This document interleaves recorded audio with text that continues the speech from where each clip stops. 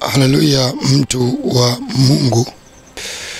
Siku ya leo nikuletee waraka maalum ambao niliuandaa kuwapa taarifa ndugu, jamaa na marafiki kuhusiana na aina ya maamuzi ambayo nimeamua kuwa nayo.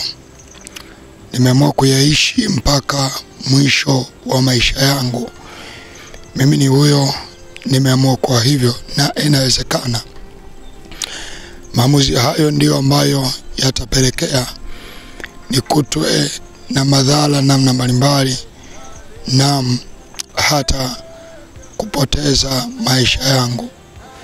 Na kifupi, kwanza nianze kusema, sio kutokea mtu kasema kwa nini unatengeneza taharuki kwenye jamii ama unatangaza kana kwamba unawindwa.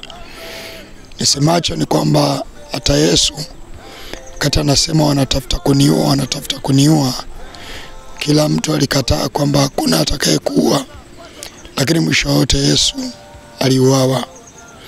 Kwa hiyo ninapotangaza waraka kama huu, nitausoma kama ulivyo, sitaongeza neno lolote, kwa sababu inawezekana mwingine pia unaweza ukachochewa kufanya maamuzi kama haya, kuwajulisha ndugu, jamaa na marafiki maamuzi yako ama uamuzi wako. Unaweza ukachochewa nawe kuijulisha dunia umeamua kuishi maisha ya aina gani. Naanza waraka maalum wa maamuzi yangu kwa ndugu zangu wote juu ya msimamo wangu wa kulifuata neno la Mungu hata kwa gharama ya kifo. Ufunuo 2:10, Ufunuo 6:9 hadi 11, Luka 21:12 hadi 17 na Matendo ya Mitume 21:13. Wasalamu ndugu zangu wote katika mwili. Mimi ni mpendwa wenu Helbert Isaac Mlelwa. Naandika waraka huu kwa kalamu na mkono wangu siku ya Alhamis, Mei 15, 2025. Waraka huu na uandika nikiwa katika safari kutoka Dar kwenda Bukoba, Karagwe, Bushangaro, kumsindikiza mmoja wa mashujaa waliolifia neno la Mungu, ambaye ameishindania injili pamoja nami, ndugu yetu mpendwa Sifa Bujune, miaka 28, aliyetutoka katika hospitali ya taifa ya Muhimbili siku ya Jumanne tarehe 13 Mei 2025. Kwa sababu ya umuhimu wa Sifa katika jamii, kwa kanisa na hata kwa familia, kifo chake kilipelekea jamii kubwa ya watu waumizwe sana na kifo chake.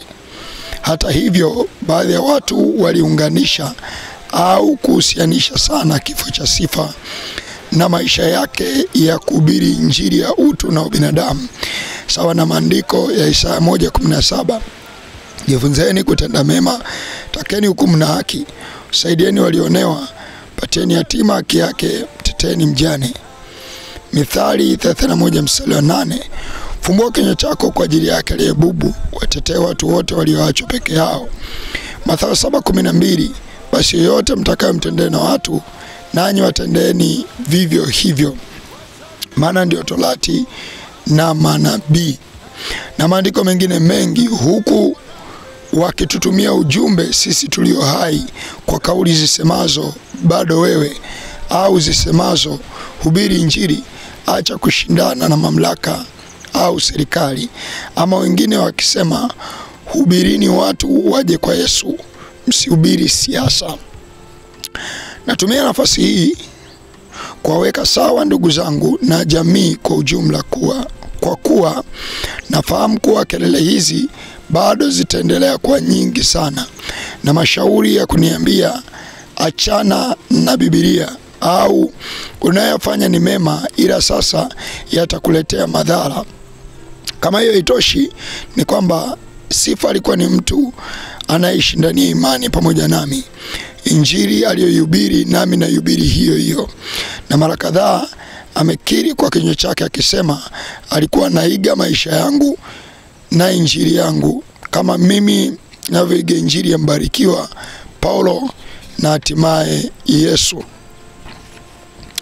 Niliutazama mwili wa sifa mara kadhaa, na nikiwa na upima moyo wangu kama naweza kukana maagano ya Mungu kwenye maisha yangu kwa sababu ya hatari yoyote, na nikaona siwezi kulegeza msimamo hata kidogo. Zaidi ya hayo, niliona kabisa kwamba siku zangu za kuishi duniani ni kama zinahesabika. Lakini pamoja na hayo, nitaendelea kufanya kila lililo wajibu wangu sawa na maandiko matakatifu. Ikumbukwe hivi, juzi tarehe 15 Aprili 2025 nilikamatwa na jeshi la polisi kwa kosa ambalo hawajalitaja mpaka leo. Maongezi au mahojiano yao yalionyesha kwamba ni kwa nini nimemshauri rais na jeshi la polisi nikiwaambia lile wasilopenda kutendewa wao wasimtendee mwingine, Mathayo 7:12, au wasione mwingine anatendewa na wao wakanyamaza au wasichukue hatua yoyote. Sikujua kosa langu, hasa kwa kuwa mimi nilikuwa na washauri tu kwa kutumia neno la Mungu na kuwajulisha mapenzi ya Mungu yapoje. Sikutumia lugha ya tusi la aina yoyote. Baada ya kuachiwa huru na jeshi la polisi, nilipokea mashauri hasa kutoka kwa baba yangu mzazi, Mzee Isaac Mlelwa, akinisia akisema, hiyo Biblia msiingie ndani sana, ama nasema tatizo leno Biblia mnaichimba sana au mnaingia ndani sana kwenye hiyo Biblia. Nilimuuliza swali, baba, unaamini kwamba Yesu alisulubiwa? Akaniambia, achana na Yesu, huyo alikuwa mwana wa Mungu. Nikamuuliza, unaamini kwamba wanafunzi wa Yesu waliteswa au kuuawa kwa ajili ya neno la Mungu? Akasema, tuachane na wanafunzi wa Yesu. Swali langu likawa, kama unasema tuachane na Yesu au tuachane na wanafunzi wa Yesu, tumfuate nani sasa? Tumwangalie nani sasa? Tuishi maisha gani sasa? Tuwe kama nani basi? Kila nikijaribu kumsomea maandiko, baba alikuwa ananiambia, wewe, mimi nakushauri unaacha kufuata ushauri wangu, unaanza kusoma maandiko. Kama hiyo haitoshi, alikuwa akiniambia, hiyo Biblia hata sisi tuliikuta, lakini unapotaka kuifuata kama ilivyo ndio itakusababishia madhara. Nilimuuliza, unamaanisha niache kushughulika na Biblia, kwa hiyo nikarudi kuvuta bangi, kunywa pombe au kuwa mzinzi? Alijibu, hapana, usirudi kuwa mzinzi, ila tu uwe wa kawaida. Yaani hiyo Biblia usifuate kama ilivyo. Nikamuuliza, sasa Biblia huwa tunaisoma ya nini kama hatutakiwi tufanane nayo? Tunawasoma wanafunzi wa Yesu wa nini kama hatutakiwi kufanana nao? Kisikiliza sana mashauri ya baba yangu mzazi, yeye anataka nisifuate Biblia kama ilivyo, kwa sababu nikifuata itaniletea madhara au nitauawa kwa neno la Mungu. Lakini baba yangu anaamini uwepo wa maandiko yanayoelezea mateso ya watu wa Mungu, ila ushauri wake ni kwamba wewe usiishi kama hao watu wa Biblia. Aidha, siku moja nilikuwa naongea na dada yangu Regina Mbirinyi. Alinipigia simu akinisihi sana kwamba niachane na kutaja majina ya viongozi wa nchi, mfano wa rais au IGP. Japo maana yake ilikuwa niache kukemea mabaya au nisiongelee kwa namna yoyote uzembe wao unaopelekea taifa kuingia katika vilio, kwani majina ya viongozi hao ukiyataja ukiwa unawasifia huwa hayana tatizo lolote, lakini ukitaja kuzungumzia makosa yao, hapo ndipo tatizo linapoanzia. Dada Regina alinisihi sana kusema, ulipokamatwa yule mzee, baba yangu alichanganyikiwa sana. Kwa hiyo achana kabisa na hayo mambo ya kutetea watu wanaonewa au kuwaonya na kuwakemea viongozi wanaofanya vibaya. Hata hivyo, wakati naendelea kuongea na Regina, alikubali kuwa unayofanya ni mazuri na unachokifanya upo sahihi, lakini tatizo sasa ni hao wanadamu ambao wanawaza mabaya juu yako. Hofu kubwa ya ninyi ndugu zangu ni mimi kupatwa na mabaya, mfano wa kutekwa, kupotezwa au kuuawa kwa sababu ya msimamo wangu juu ya neno la Mungu. Yaani mnafahamu kuwa ninayofanya yapo sahihi, ila mnanishauri kuyaacha ili nisife mapema. Nilimuuliza dada Regina kwamba ni kwa nini kaka yangu wa 9 kwenye familia yetu alizaliwa na kufariki. Je, yeye alikuwa anaifuata Biblia kama mimi? Ni nani aliyenilinda nikawa hai wakati kaka yangu aliyezaliwa kabla yangu alifariki baada tu ya kuzaliwa? Kama unaamini kwamba ni Mungu, unafikiri kwa nini Mungu alitunza uhai wangu? Si kwa sababu alikuwa na makusudi na maisha yangu? Je, kama Mungu angechukua uhai wangu saa nilipozaliwa tu, leo mngekuwa mnalinda uhai wa kaburi? Kwa nini basi nisiyatumie maisha yangu kuishi kwa ajili ya Mungu na kutimiza makusudi yake? Kama swala ni kufariki ukiwa na umri mdogo au kuuawa, je, makaburi yote yaliyoko mitaa mbalimbali au katika makaburi yote ambayo yapo hapo kijijini au makaburi ya ukoo, ni wote walikuwa wanahubiri kama nihubirivyo mimi? Kama sivyo, ni lazima tukubali kwamba kifo kipo. Lakini swala la pili, hivyo wanaokufa na umri mdogo ni wale wanaoifuata Biblia tu, au mtu yeyote linaweza kumtokea hilo? Je, ni kweli hakuna vijana walevi au wavuta bangi ambao wanakufa wakiwa na umri mdogo? Nataka niwajulishe kuwa vifo vya watu wa Mungu mfano wa Sifa alivyoondoka vinaumiza sana, kwa sababu moja, mtu wa Mungu ni nuru ya ulimwengu, Mathayo 5:12 hadi 13.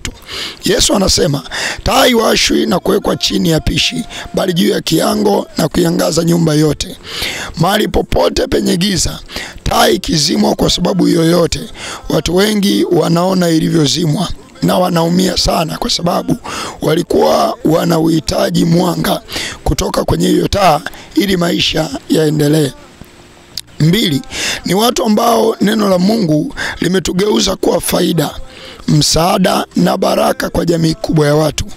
Hivyo watu wengi wanakuwa wananufaika na maisha yetu, na kukatishwa kwa maisha yetu ni hasara na maumivu makubwa kwao.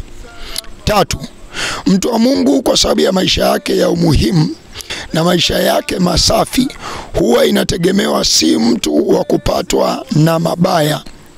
Inapotokea amepatwa na baya lolote, hasa kama jambo la kifo, jamii kubwa ya watu inajua kuwa kuna mkono wa mtu shetani anayekunywa soda utakuwa umehusika kuwadhuru, na haraka sana wanaanza kuhusianisha kati ya kile kilichompata na maisha yake yaliyopelekea adhuliwe. Kama watu nje na imani wanaweza kufa au kuuawa kwa sababu mbalimbali ambazo zinazunguka maisha yao, sioni haya hata kidogo kuifia Injili na neno la Mungu, sawa na maandiko ya Ufunuo 2:10. Usiogope mambo yatakayokupata. Tazama, huyo ibilisi atawatupa baadhi yenu gerezani ili mjaribiwe, nanyi mtakuwa na dhiki siku 10. Uwe mwaminifu hata kufa, nami nitakupa taji ya uzima. Matendo ya Mitume 21:13. Ndipo Paulo alipojibu, mnafanya nini kulia na kunivunja moyo? Kwa maana mimi licha ya kufungwa ni tayari hata kuuawa katika Yerusalemu kwa ajili ya jina lake Bwana Yesu. Najua kwamba Mungu aliyeniokoa alitaka niwe tayari kwa lolote au linipate lolote kwa ajili ya jina lake. Na waahidi au kuwajulisha ndugu zangu na dunia kwamba mimi ni huyo na nitakuwa huyo. Kifo wala kaburi sivyogopi, nitashinda vyote katika Bwana. Hii ni kwa kuwa katika imani ushindi ni kuto kugeuza msimamo wako juu ya haki au neno la Mungu hata kwa gharama ya mauti. Yesu aliyeuawa msalabani ni Yesu ambaye alisema mimi nimeushinda ulimwengu, Yohana 26:13. Anasema ameushinda kwa sababu hajazolewa na vitisho vya ulimwengu ambavyo alikuwa anaambiwa kwamba wanatafuta kumuua. Ingetosha Yesu ayaponye maisha yake kwa kusema, kama wanatafuta kuniua, niache maisha ya haki ili wasiniue. Lakini Yesu alijua kwamba hata kuuawa nikiwa nimeshikilia haki na sijabadili msimamo wangu, nao ni ushindi. Ni kweli kwamba watu waliohubiri injili mfano wa hii ninayohubiri mimi walikutana na hatari au madhara ya moja kwa moja. Baadhi yao walifungwa magerezani, kama Mikaya alifungwa gerezani kwa sababu tu ya kumwambia mfalme unabii wa kweli kwamba ukienda kupigana vita Ramoth Gileadi hautashinda. Wafalme wa pili 22:18 hadi 28. Yohana Mbatizaji alifungwa gerezani na mwishowe alikatwa kichwa kwa sababu ya kumwambia mfalme Herode, si vema wewe kuwa na mke wa mdogo wako. Marko 6:14 hadi 29. Elia Mtishibi alionekana ni adui wa mfalme kwa sababu tu neno la Bwana lilimjia kusema, umeua ili utamalaki. Yaani makosa amefanya mfalme, ila Bwana anapomwagiza Elia akamwambia makosa yake, mfalme anamchukia nabii Elia Mtishibi. Wafalme wa kwanza 21:17 hadi 22.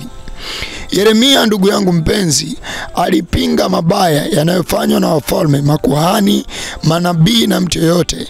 Yeremia 1:10, Yeremia 15:10a. Ndugu yangu mpenzi huyu alikutana na nyakati nyingi za sintofahamu kwenye maisha yake, mpaka alifika hatua alilaani siku ya kuzaliwa kwake. Na maeneo mengine wanahistoria husema alienda kujificha, lakini hakuacha kuendelea kutoa nabii. Yeremia 20:7 hadi 18.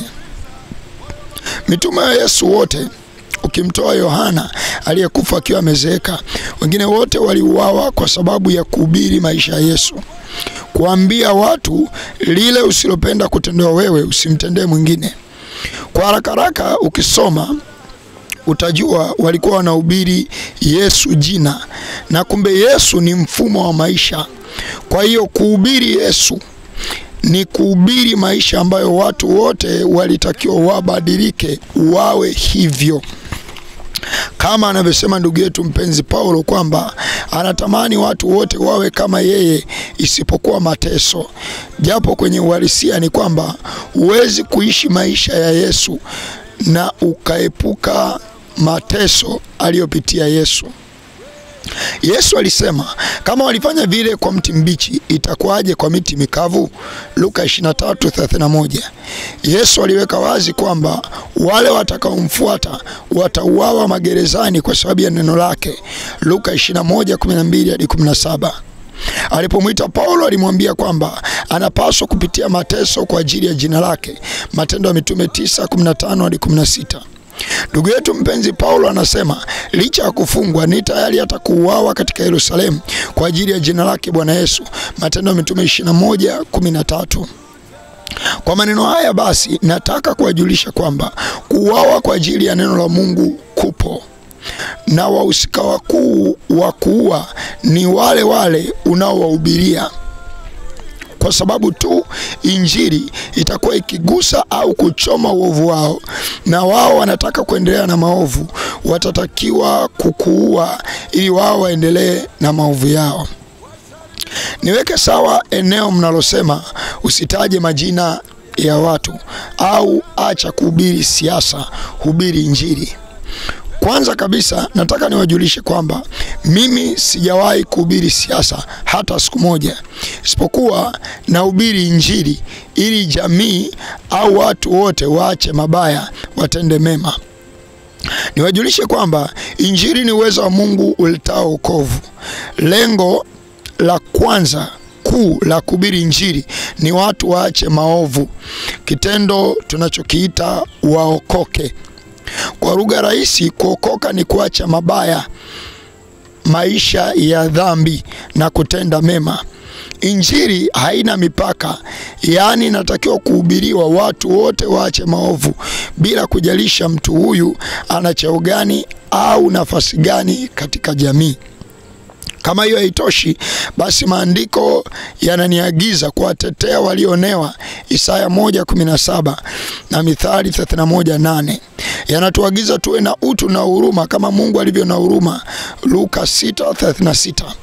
Maandiko haya, ndugu zangu mnaojipambanua kuwa mnanipenda kishetani, yani upendo ulio na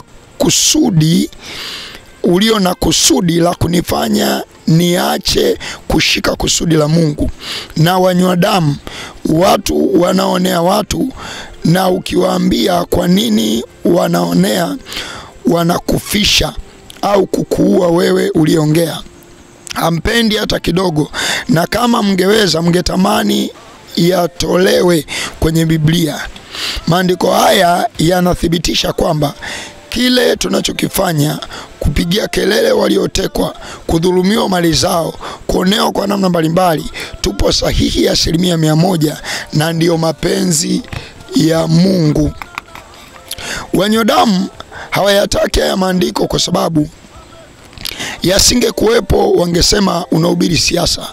Sasa wakiona yapo kwenye Biblia, wanachukia na kusema hilo li Biblia ndilo linalokuharibu, au wanasema huyu Biblia haijui, ila kuna maandiko tu ameyashika. Unawauliza, ninyi mnayejua Biblia, ni kwa andiko gani nimefanya dhambi? Wanasema sisi hatukuhukumu kwa Biblia, bali tunakuhukumu kwa sheria. Ninyi mmeniambia kwamba mimi Biblia sijui. Kwa nini ninyi mnayojua msiniambie kwamba ni wapi nimepotoka au nimeacha Biblia? Huwezi kusema huyu Biblia haijui wakati hata wewe mwenyewe huijui zaidi yake. Haya, nileteni basi huyo anayejua Biblia ili aje aeleze nimekosea nini kuyaishi maandiko haya. Haya, tuache eneo la maandiko, twende kwenye hizo sheria zenu. Kama mnanihukumu kwa kuvunja sheria za nchi, nimevunja sheria gani? Unakuta hawana sheria yoyote niliyovunja, na ndio maana hadi unadhaminiwa kutoka mikononi mwao. Hawana kosa ambalo walikushikilia siku 9 kwalo, wanaishia kuandika jalada la uchunguzi. Sasa ulitumaje askari kuja kunikamata kama sina kosa? Isipokuwa nimevunja sheria za wanyodamu wenye manufaa na utekaji na dhuluma zinazoendelea nchini. Na ndio maana ukisema kwamba kama mtoto wako hajatekwa, basi hakikisha na mtoto wa mwenzako naye asitekwe. Hapo wanyodamu wanachukia kwa sababu hao ambao wanatekwa na kupotezwa miezi na kwenda tu, wanawateka kwa faida zao binafsi. Kama maandiko haya yasingekuwepo kwenye Biblia, wanyodamu wangetusulubisha, huku wakisema wanaacha kuhubiri Injili, wanahubiri kuongelea waliotekwa au kuonewa na mamlaka. Lakini wakiyaona maandiko yanayosema wateteeni walionewa, na wao wanajua kabisa kwamba waliotekwa wameonewa, wanaona hii Biblia ina maandiko yaliyotakiwa yatolewe nje na kukemea uovu unaofanywa na wanyodamu. Mimi hunikuti nimevunja sheria yoyote ya Biblia au ya nchi. Sijawahi kutukana mtu tusi lolote, lakini unasikia mtu anakuja kukwambia kwa nini wewe una miaka 27 unamuongelea mama wa watu ana miaka 65? Kwani kuna ubaya gani kumuongelea mtu wa miaka 65? Kwani nimemtukana? Kama sijatukana, kosa langu ni nini? Kosa langu ni kusema lile usilopenda kutendewa wewe usimtendee mwingine, au ni kusema ukimwona mtoto wa mwenzako anatekwa usifumbie macho, hakikisha unamkemea yule anayemteka. Ndugu zangu, hawapendi maandiko haya kwa kuwa wanajua kwamba tunavyoishi maandiko haya, maisha yetu yanakuwa kwenye hatari kubwa ya kuangamizwa na hawa wanyodamu. Ikiwa mnakubali kwamba maandiko haya yapo ndani ya Biblia, basi kuyahubiri na yenyewe ni Injili. Ukianza kuniambia hubiri Injili, usihubiri siasa, naanza kujiuliza, kwani siasa mimi nimehubiri lini? Ni lini mmenisikia nasema CCM oye au Chadema oye? Ni lini mmenisikia nafungamana na upande wowote wa kisiasa au chama chochote cha siasa? Sijawahi kuwa na kadi ya chama chochote cha siasa. Sijawahi kuwa karibu na wanachama wa chama chochote cha siasa. Labda baba yangu mzazi ndio kada wa CCM. Maisha ya watu ndio kada wa CCM, lakini naye huwa siongei naye mambo ya chama chake. Sasa kuitumia Biblia kutetea maisha ya watu ndio kiitwacho kuwa ni siasa. Kinaitwa siasa kwa sababu tu umetaja jina la mtu fulani ambaye alitakiwa awajibike, watu hao wasionewe.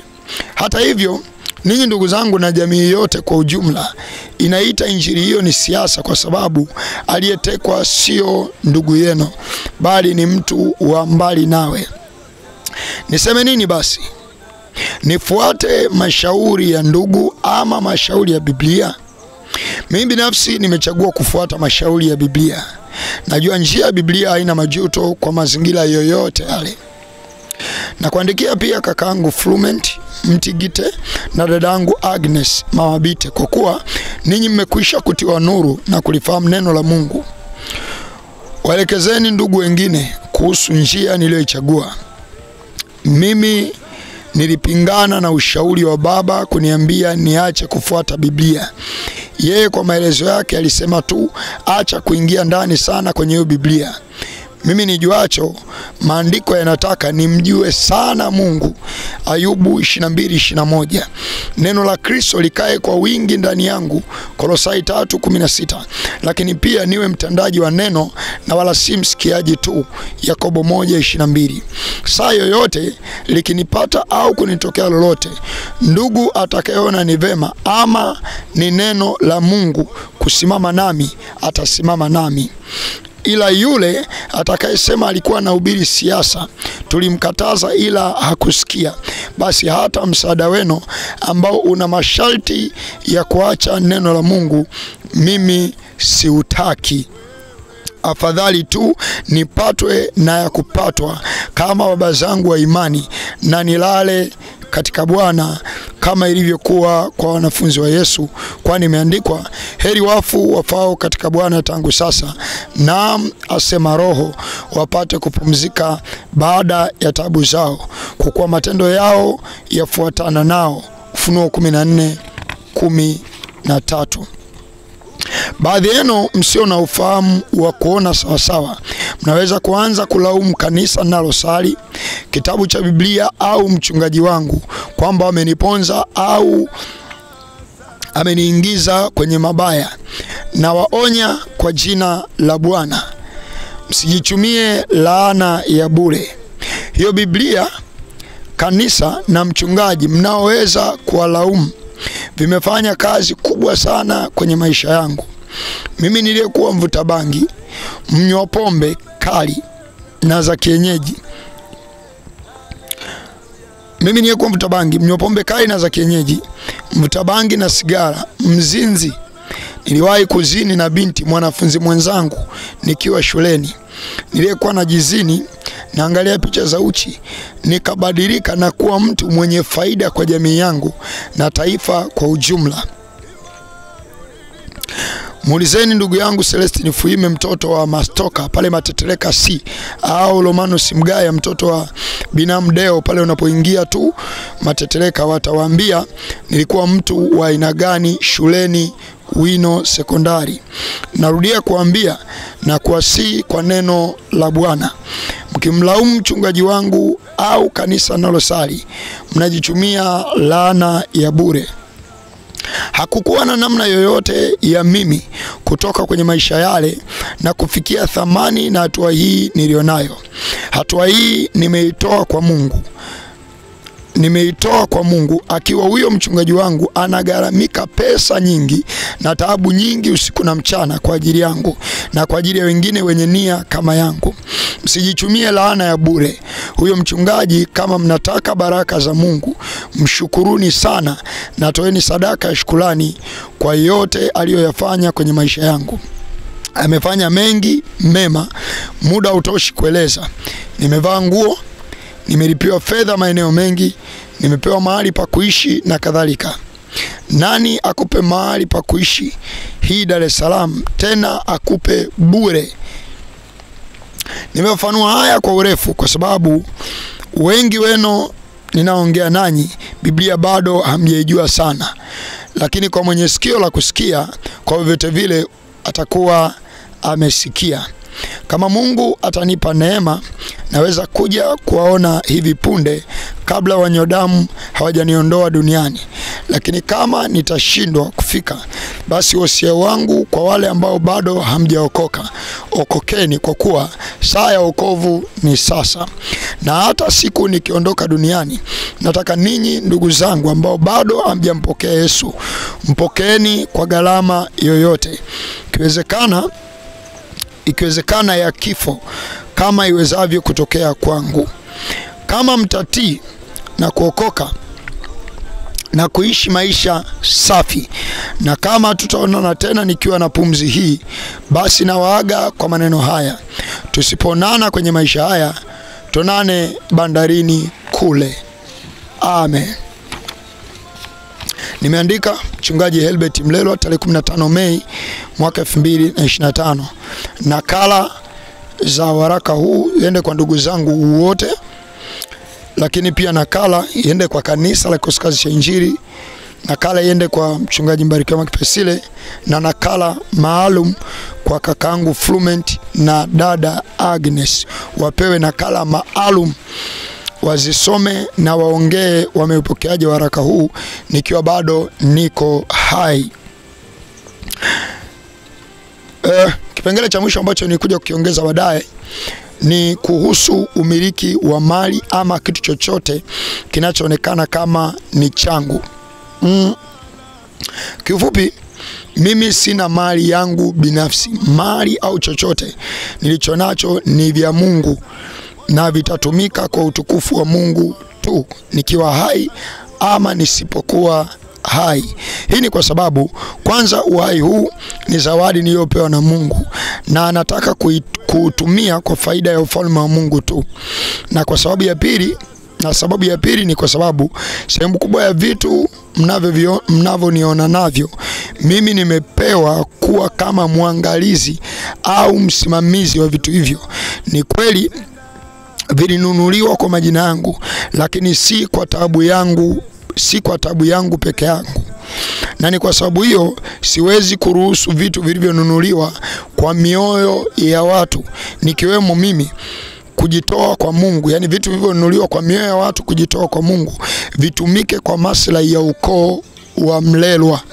Asije Bwana akaileta laana yake juu yenu kwa sababu ya matumizi mabaya ya sadaka walizotoa watu.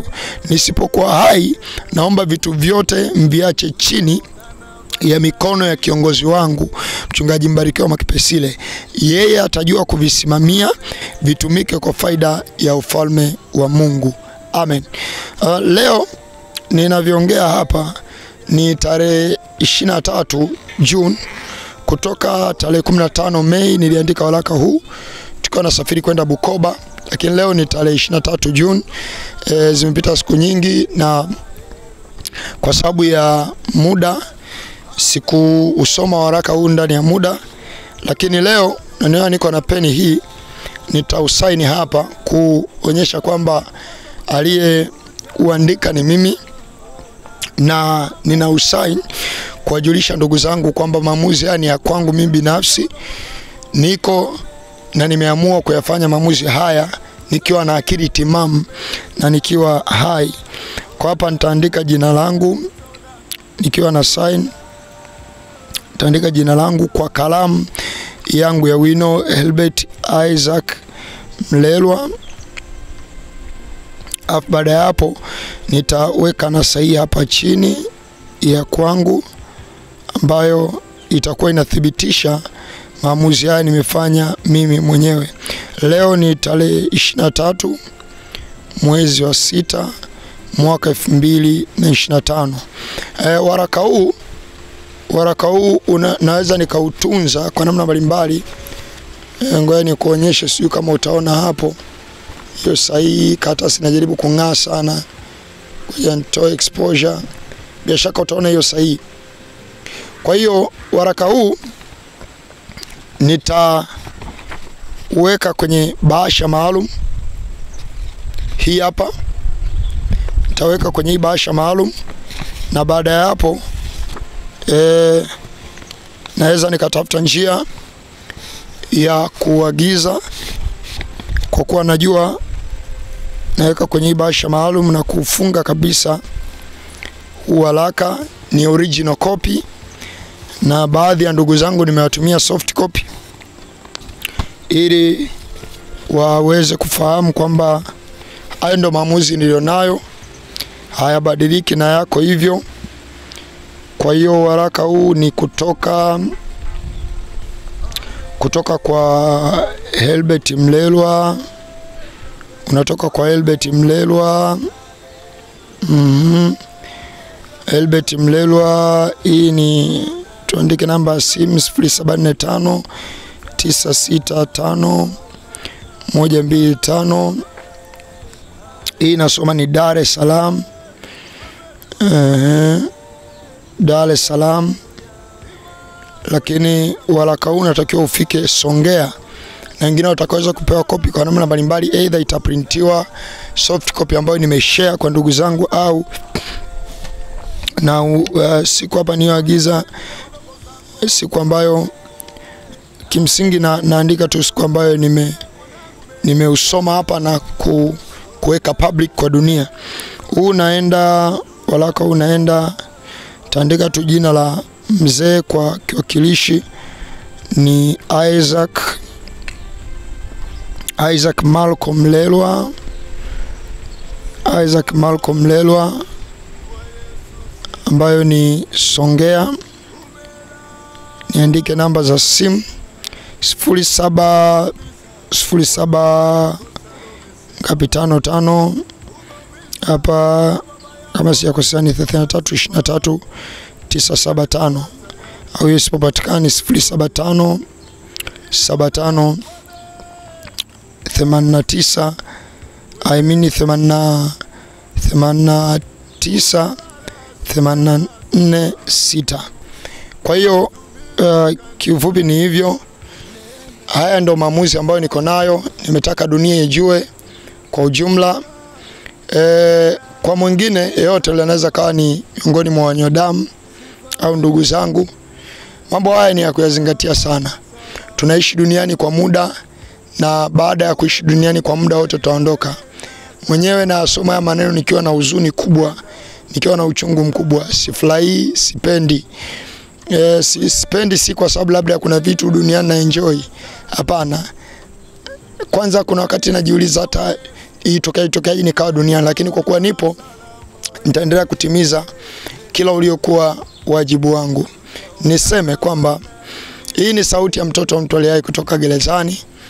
Ni kama mimi mwenyewe nalia kutoka mahabusu ya polisi, na nalia kutoka kumhifadhi ndugu yangu Shujaa Sifa katikati ya hatari kubwa. Nasema heri kila mtu atakayefungwa, atakayeteswa ama kuuawa katika Bwana tangu sasa pate kupumzika baada ya taabu zake, kwa maana Bwana mhukumu haki yu karibu na kuja. Hii ndio maana ile neno Maranatha. Kama ndugu zangu kwa namna yote utashindwa kuona klipu hii, wewe ukiwa karibu share, waambie kwamba kuna maamuzi ya aina 1 2 3 yametangazwa. Amen.